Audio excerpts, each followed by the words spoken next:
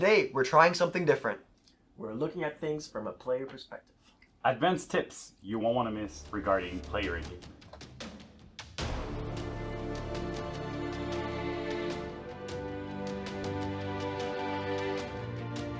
Hi, I'm Chris. And I'm Matt. Welcome to Roleplay Shop. We're two game masters and a player who can't stop talking about role-playing games. And today we talk player engagement, and with us is Vince. Tell us a little bit about yourself, Vince. Hi, everybody. I've been playing for years with Matt and Chris. We're obviously in the Fate of the Old World campaign, but you know I've a bunch of experience as both as a player and dungeon master in various editions of Dungeons and Dragons, and also I like niche games like Apocalypse World and Fiasco, things like that. We're so happy to have you here today with us, Vince, because as Chris mentioned, we're going to be talking about engagement, and specifically engagement from the player's perspective. So in this episode, we're really going to be giving you guys the material you need, and we're going to be taking a deep dive, as we usually do, on this subject. Let's start maybe by saying that obviously it's not going to be something that necessarily every player really care on the same level. We are our little panel here. We're all really we really like to put engagement of other players and of the game masters really in front of our interactions. So today we're gonna maybe go and say why we think engagement adds value to the game. And it's okay if you disagree with us, but it's definitely something that we hope you can consider, and maybe we can shine light on a subject that makes you look at it from a different perspective. So why do we care about player engagement? Vince, you're the guest. We'll pick on you. Why don't you go first? Well, for me, it's very simple. I think player engagement is the one way towards mastery. For me, role-playing games, playing a role-playing game is like being in an orchestra. You've got individuals, but everyone together, we get to create something, and I think player engagement is how we can get to that. Yeah, that's some pretty deep stuff. Maybe we can hopefully get into that, but yeah, it's a team game, right? It's like a sport. When you're playing in a team, everyone has their role and tries to work together. Yeah, I think player engagement is the way, basically if we do a link to let's say basketball, it's the way you do a pass to another player. Like you're playing together. So I think what you're saying is very interesting. Or the orchestra, or like it's not a bunch of individual, it's the way you make a team out of role playing. Exactly. Maybe I'm going to take a selfish perspective now that we've talked about teamwork, but I think it's important to do player engagement because it also allows you as a player to develop your character. If you're engaging with other characters, you develop relationships and bonds with those other characters. And then you get to start to ask yourself the questions: how do I feel about this character? Why do I feel this way about that character or this person, or my relationship vis-a-vis the scenario that we're going through? So it really, maybe it's taking a selfish look, but it's fun to explore those things and engage that way for the development of your own player character. Yeah. Do you have anything to say about that, Vince? I said it so well, he doesn't have anything to say.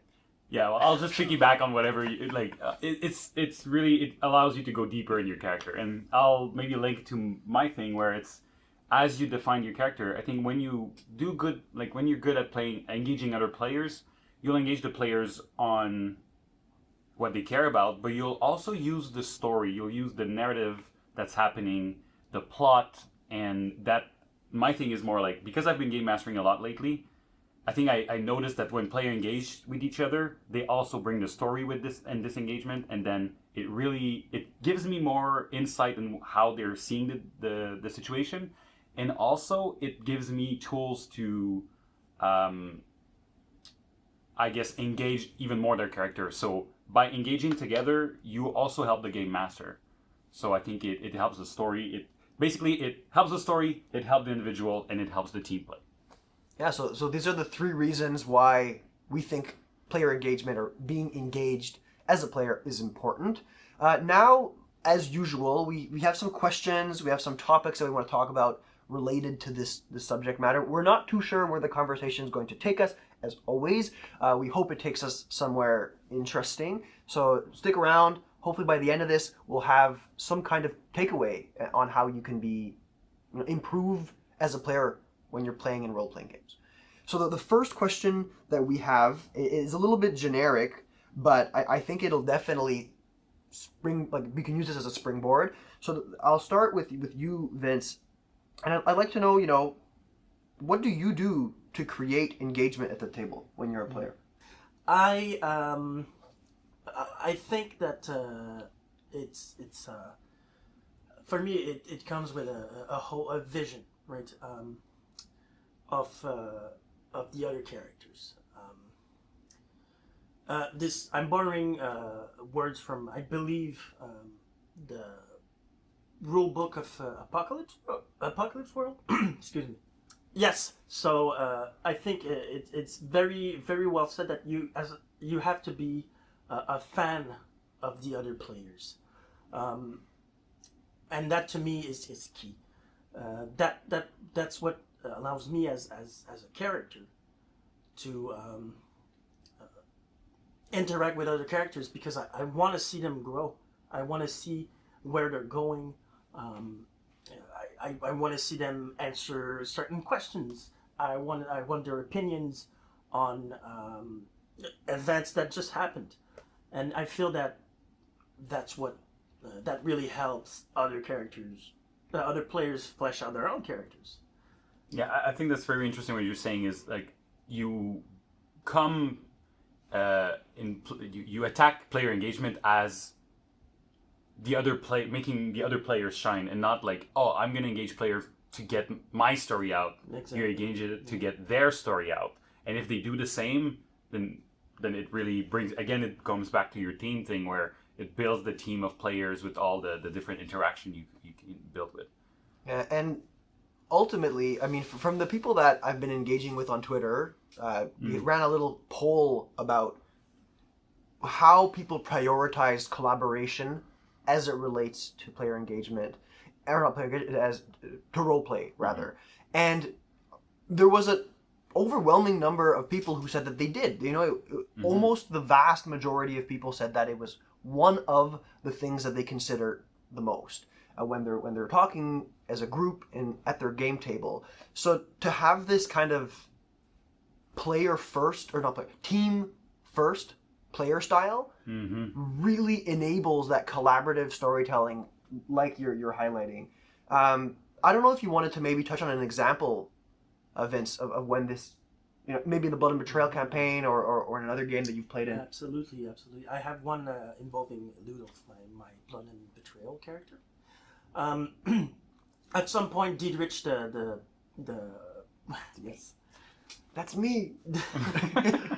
Diedrich is a wizard, right? And I noticed that he was underground, right? And as a player, I know that every wizard, Diedrich is a blue wizard. Every wizard has certain environments where they're really strong, really attuned to their magics, and other environments where they're not. And Diedrich, as a blue wizard, does not like to be underground. So at some point, Matteo started describing his character. Started describing Diedrich as losing contact with the winds of magic, becoming weaker, and he basically was throwing up a signal. Signal, yeah. Thank you. Mm-hmm.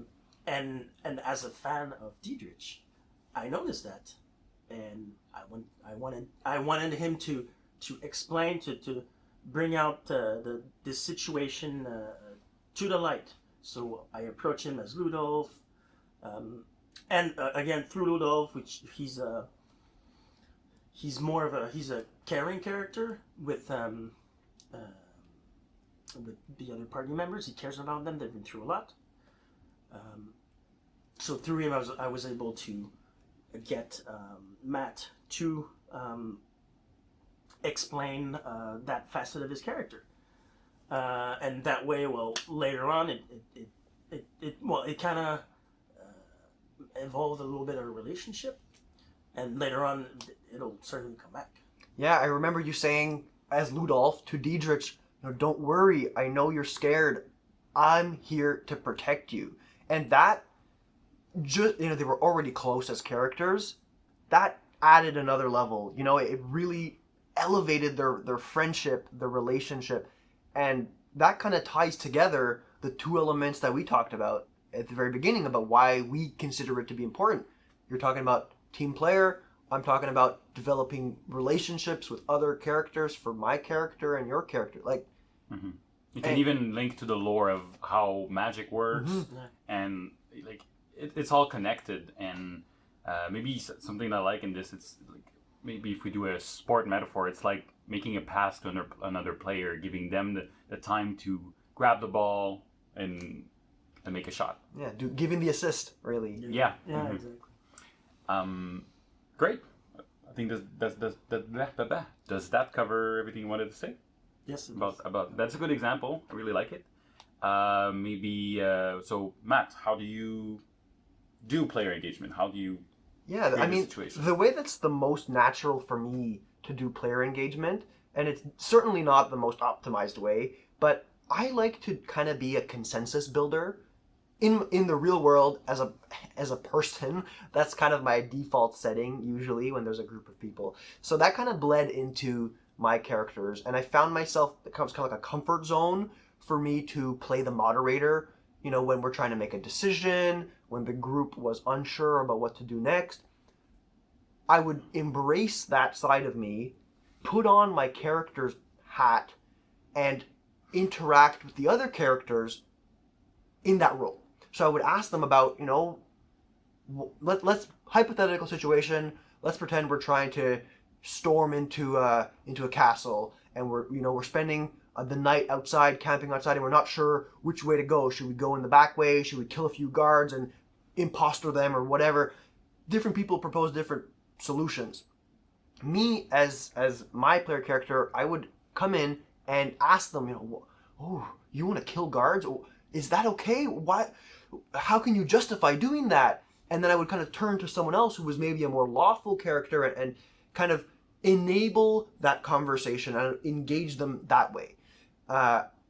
It came very natural to me. I'm not saying that everyone ought to do this, but it definitely facilitated that conversation and established more relationships, stronger bonds, all of these things with everybody else. It was all fun. Yeah, and I think that's great. Is Vince is talking about doing this pass thing when they send signal. What you're saying is more like whenever you plan thing, is obvious. Often the groups tend to go out of their character and start to talk mechanics. Well, you are the one who tends to bring back the role play into planning, and that really, like, having the opinion of the characters on different plans is really educates how they are as a character. Yeah, if they can justify killing guards to get into the castle, despite otherwise being very lawful characters, now you start to question, right? And it's that kind of information that fuels the character's development and would maybe never be addressed if you don't engage with it. Great. That leaves us with your favorite way of doing character engagement. Yeah, the thing I noticed that really helps is even if you have two people talking, it's often not a great interaction if there's no commitment. So what I mean by commitment is if two people are just neutral about what they're talking about. So let's take your example of the guards, like, oh, I guess we could kill them or we couldn't, like, whatever, I don't care. And like the two people are talking like that, this is clearly not interesting, right? It's better to grab the two people that have conflict and have someone commit to, I am against it, and have someone commit to, I think it's the best way to do it and have this, and again, you have to know, it shouldn't bog down the game, but to have a commitment of what is my opinion, am I pro, am I con, depending on what's happening. So it's form an opinion about the event that just happened, the plan you're making, and just commit to it. And sometimes you're gonna find a reason why your character is like that later down the road. Sometimes players tend to want to have like a really a character that's always acts the same way. I'm for the good of like I want to protect people, so the player always plays the character as he's a protector. But it's interesting if sometime down the road he has an ally that he doesn't want to protect, and maybe even is kind of letting him get into trouble without doing anything for it. And then it becomes, why is he like that? Like, and then you have someone like Ludolf who's paying attention to that and can interact with it, and it creates a new relationship. So it all linked back together. Thank you. It also gives the in that example, it would give the opportunity. Maybe that player just didn't realize that they were doing that to that NPC, and now like, hey, now it's a thing. Like, yeah, why would my character do that? Oh well, it's because of this or that, right? Yeah, and I'll build on that because that was kind of similar to what I was going to say. You don't always have to know why. Yeah. Sometimes, I can speak from my experience, I get bogged down with making decisions as a character because I'm afraid of needing to immediately have an explanation for why my character feels that way.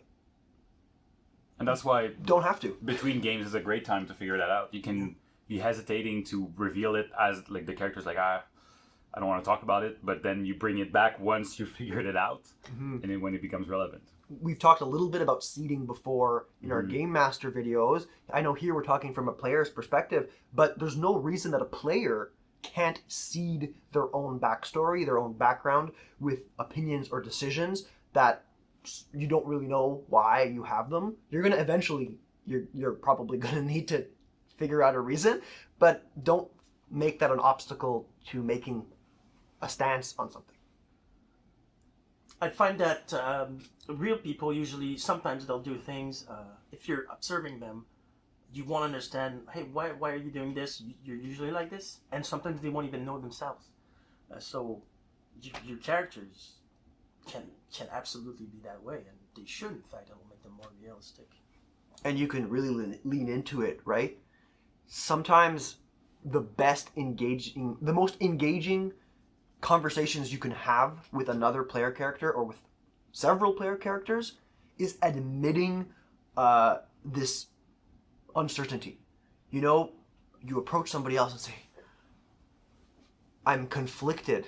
I don't know what to do about X. That's a gold mine for the game master, for the other players. It's admitting, it's like opening this door and allowing the creativity of the entire team of players, including the game master, to help you make that development. It's not something to be ashamed of at all. Great. On that nice, inspiring note. I'm an inspiring guy. I'm also really modest. So maybe at this point we've talked about like, okay, committing to what's happening, building consensus, being a fan of the other people to see what they can bring to the story. It's really abstract as concepts to, okay, how can we actually do something with that? And we're really excited actually today to bring forward a concept that we will explore in far more detail later. I warn you, it seems a bit simple, and even us at the beginning when we kind of came up with it, and it was Vince's idea at the beginning, I remember thinking, this, like, are we babies? But it actually is such a powerful tool. Yeah. So this tool is, not to steal your thunder. No. It was a pass. Go for it. It's we call it the pufferfish moment. On Twitter, Chris has posted some awesome pictures of terrain that he's built, and some of you noticed 2 pufferfish. Maybe I'll superimpose them on your faces or something. I don't know. That were in the picture, you know, and people were like, "Oh, that's so silly." We use these pufferfish as kind of like talking sticks. We have 2, and the way it works is, you know how the game master controls kind of the camera, like, okay, now we're going to combat mode, now we're going to a role play, now we're going to, so the game master controls it, and these talking stick is the way for players to control it. So maybe Vince, can you give us an example or how it's used more? Absolutely. Well, if we go back to the example I talked about earlier about that moment that Diedrich was entering the underground and then feeling bad, then that's actually that's a perfect pufferfish moment. Yeah, that's how we got to it. Really, you saw me kind of behaving strangely, making a few comments that seemed out of character, and you stopped. You kind of announced to the table, I want to make a pufferfish moment with Diedrich. And you handed me one of the pufferfish, and it facilitated the conversation that you had with me. Absolutely. One of you was mentioning earlier, I thought it was very interesting. It is the equivalent to roleplay of what roll for initiative is for combat. Mm-hmm. It instantly, everyone changes their focus instantly, and when we pull out the pufferfish, the people stop talking. They all look at the two people, the two players, and it really curates the ambience, and then also it helps. It manages the spotlight a lot. Yeah. So, and it's the way for a player to be like, I have something interesting to say, so I want to bring the spotlight on us. And there's different ways to use it, and we won't go into details because we'll have a full thing. But just know that it's great for spotlight. We talked about interrupt last roleplay chat. Yeah. It's kind of like we said, you can use interrupt to switch from exploration to roleplay to combat. Like you said, it's the role initiative, so it's like the way to switch to indicate to everybody we are now in roleplay. Mm-hmm. And sometimes at the table there's a lot of crosstalk. It's a way to just shut that and concentrate on an interesting scene. Yeah, I not to keep talking about the pufferfish, but I think it was one of the best decisions we made, and it allowed me to take all these nebulous concepts about roleplay, about engaging other players, being an active listener. It gave me something to latch onto as a player. So I would encourage you, if this is something that speaks to you, I want to be a better role player, I want to be a better player character, I want to level up my gameplay as a player character, maybe bring this up to your game master. Say, I'd like to formalize roleplay with talking sticks or with a pufferfish moment. And tell us how that goes. I'd love to. Maybe we'll link the Amazon link to those dryer balls. Is that what they are, dryer balls? They're dryer balls. And it's, again, I just want to emphasize that it looks silly, like it sounds silly, it sounds simple, but it's very powerful. And just the idea that, like, it is silly, but if you can get everyone on board, it means that we're doing this silly thing, but we're all very serious. Mm-hmm. So maybe we shouldn't spend more time on this because we'll do a deep dive in how we use them and how powerful they are in different situations, and depending on maybe some players you have at your table. But for now, let's see how this is a tool we can use to engage players. So we kind of mentioned a little bit, like just taking the ball, giving it to someone else, it just indicates I'm engaging with you right now. We're having a scene. We're committed. And that can sometimes be intimidating. Yes.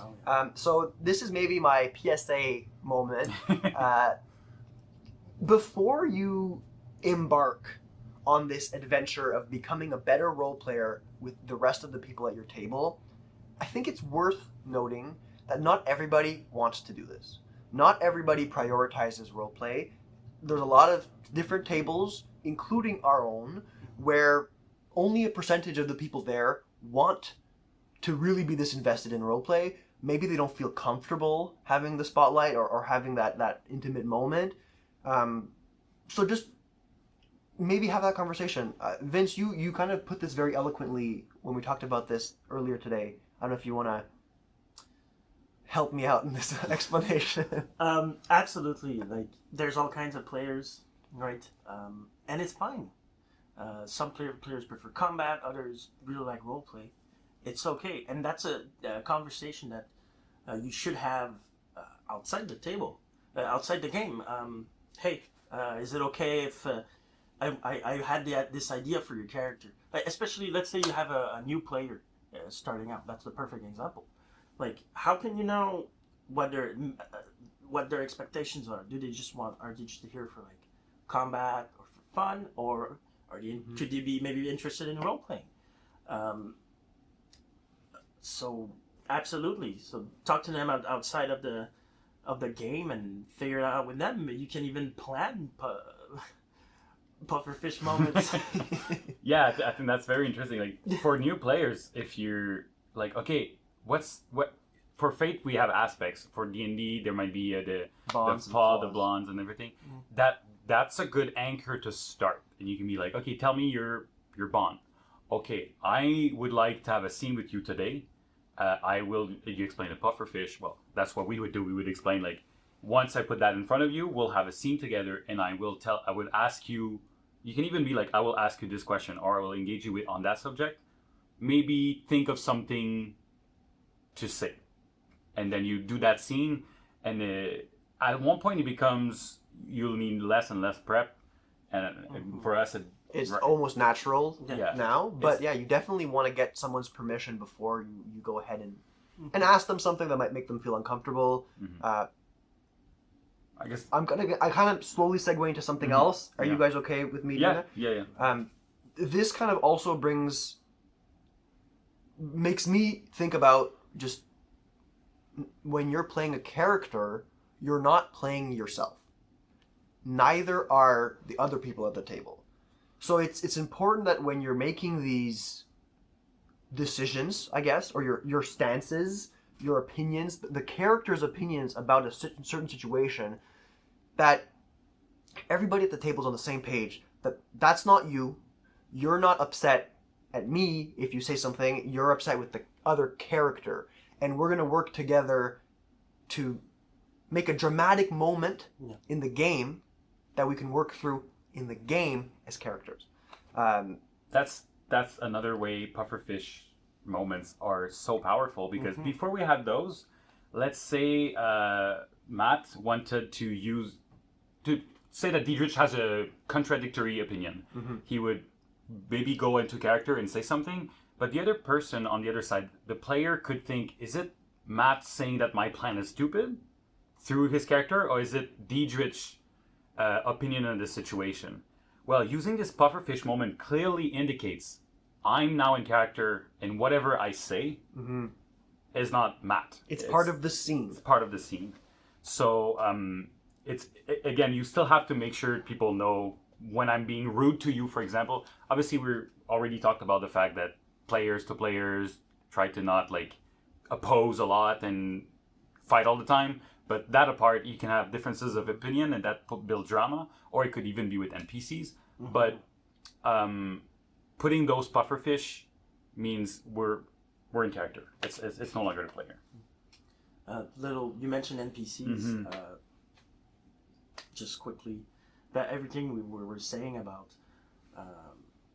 like you could have a pufferfish moment with an NPC almost.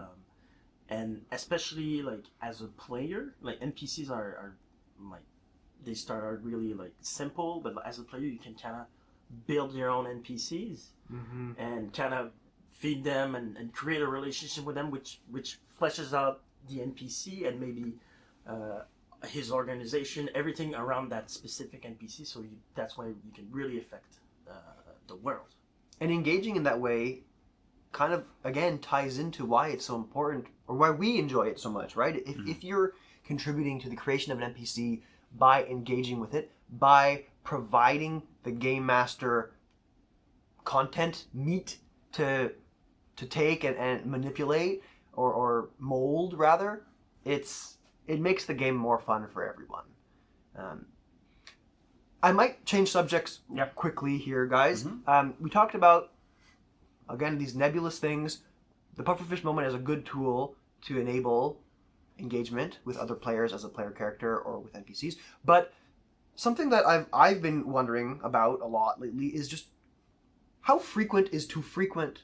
What kind of timing? Like, we're slowly learning when to do it.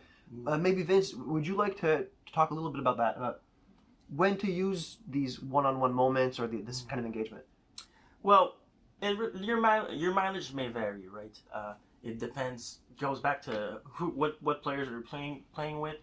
What's everybody's tolerances? Like if you're 2 out of 5 that really like it, then it's not the same as if everyone is super into it, right? Mm-hmm.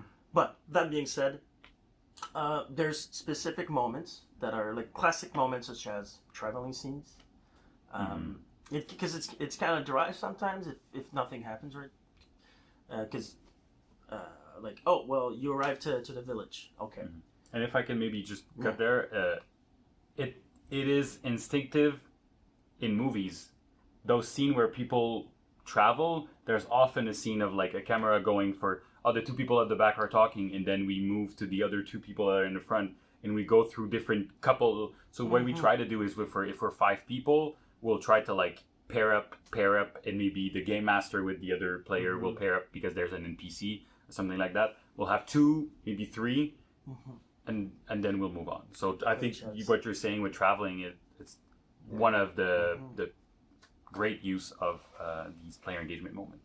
Absolutely. And I mean, travel is one place to use it, but I'm also finding that we're as players starting to get the hang of the pace of the game as well. You know, if there was a really intense combat moment of sorts, it's maybe a good time for us to help the game master out by adding in some role play between a couple of characters to develop the story further, to talk about what's been going on, but also to shift that pillar as the game master prepares to do some kind of exploration or to do some kind of investigation. It kind of helps break up the monotony of doing the same thing. So something you kind of touched a little bit on is the fact that if there's events going, there's this shift in the pillars like we talked in interrupts, but these are great source to have pufferfish moments. If someone got badly wounded, to have a relationship between maybe the healer and the person that's badly wounded, and have that moment of like, are you okay? You've got beat up pretty bad, and the other one being like, why am I always in the front? And why did we got ambushed? We should be more careful next time, or something like that. Or an NPC dies, or they fulfill a mission they've been working on for a while, or you get a new artifact. It's like, oh, do you like your new shield? Can be as simple as this. But if the player wants this shield to become a defining factor in his character, then that's great to be like, you spent a lot of money on this. Like, do you like it? Oh yeah, did you see the goal? Anyway, you know what I mean, right? Yeah. Use events, and that's gonna show also the game master what's interesting to you. And if I can take that and run with it a little bit, Chris, when you're saying taking events, part of this ties into the frequency of using these moments and this kind of engagement as well. As a player, you need to act timely in your engagement. If an NPC were to die, and the next pufferfish moment you have with someone is about, I don't know, your pet horse, or your pet pony, it kind of sends these messages to the game master that, my character doesn't really care very much about the death of this NPC. I know maybe you do, but you're subliminally, you're telling everybody at the table, the thing that I want to talk about the most right now is not the death of the NPC that I've been talking to for the past 15 games. It's my newfound pony friend. So it's trying to be conscious of that. Maybe it's something you want to do, maybe something you don't want to do, but just be aware that if you're having these moments, make them relevant to what's going on. Otherwise, it sends a different message.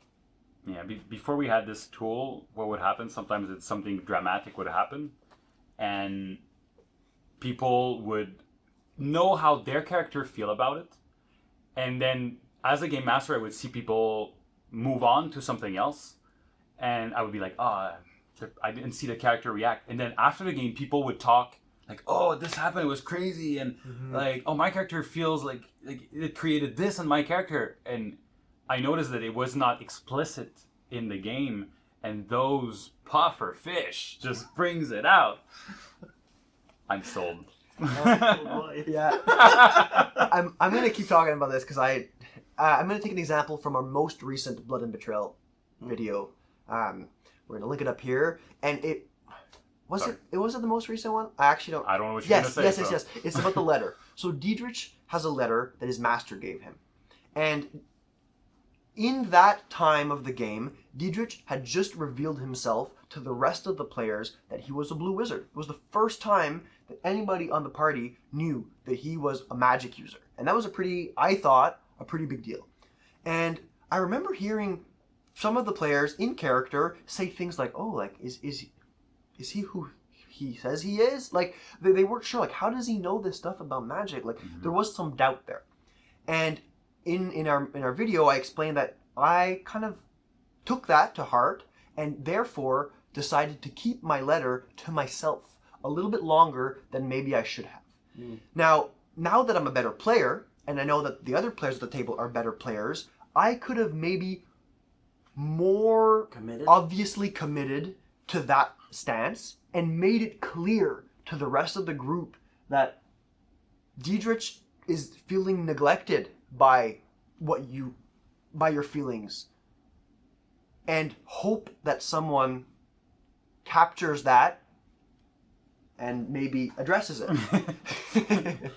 And I'm not saying that you ought to have done that because I didn't send the signal out, but That was pretty early too. It was pretty early. I wasn't Time ago. I wasn't a good enough player to know that I have to do that. Yeah, I was there, but you weren't. So I don't know where I was going with this, but that's another example of taking information, making it timely, and trying to move your character forward. And if we go back to you saying like, oh, I'm the kind of player, like, story should be about me, that's it, right? It's using events to bring out your character so that other people can pick it up. I think we've done beating the horse here. Yeah, I think that's everything. Ponies.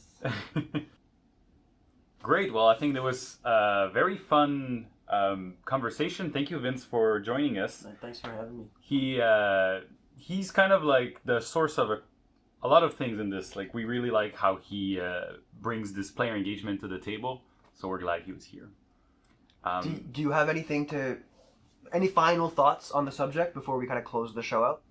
Absolutely. I think any player that plays role-playing games seriously is at some point, whether it's combat or anything, you're going to want to hone your craft.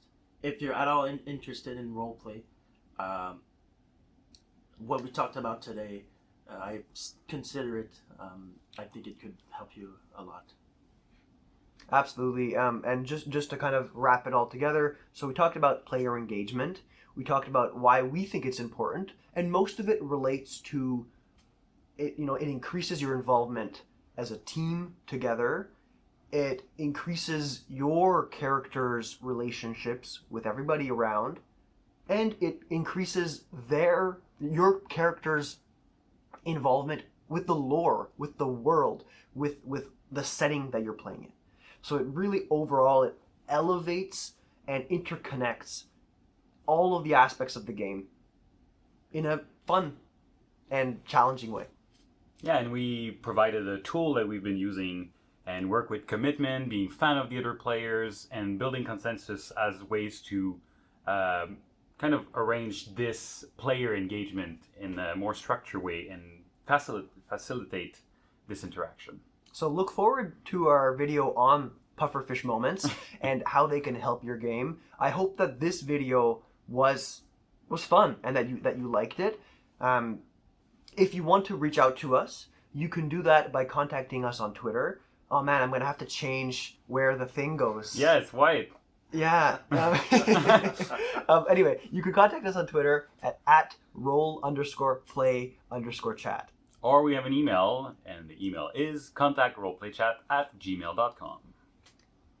And Vince, do you have anything that you'd like to say, just as we sign off? What's your sign off, Vince? Thanks for having me, and keep on role playing. Awesome. Well, that's everything for today, Chris. That's all, Matt. Let's roll. Let's. Come on.